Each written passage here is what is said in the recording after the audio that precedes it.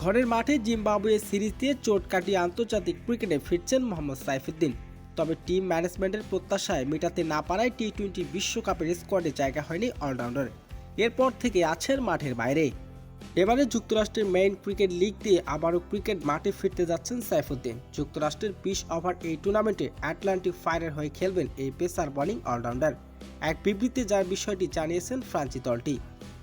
Atlantic conference সাউথের ডিভিশনের দলটি আটলান্টিক ফায়ারের হয়ে এখন পর্যন্ত 3 ম্যাচে একটিতে জয়ের দেখা পেয়েছে। বাকি 2 ম্যাচ হেরে যাওয়া দলটি মাত্র 2 পয়েন্ট নিয়ে আছেন নিজেদের গ্রুপ 3-এ। সাইফুদ্দিন কবে নাগাদ দলের সঙ্গে যোগ দিবেন কিংবা কবে থেকে খেলবেন তা এখনও জানায়নি ফ্র্যাঞ্চাইজিটি। সাইফুদ্দিনের মতো বাংলাদেশের প্রতিনিধি হিসাবে যুক্তরাষ্ট্রের মেইন লিগে ক্রিকেটে আছেন আতার আলী খান। আন্তর্জাতিক ক্রিকেটে নিয়মিত ধারাভাষ্য দেওয়া বাংলাদেশের সাবেক এই ক্রিকেটার এখনও রয়েছেন, ধারাভাষ্য দিচ্ছেন এই ফ্রান্সি লিগটিতে। আটলান্টিক ফায়ার ক্রিকেটের অত্যাবধায়ক বিষয়টি নিশ্চিত করেছেন।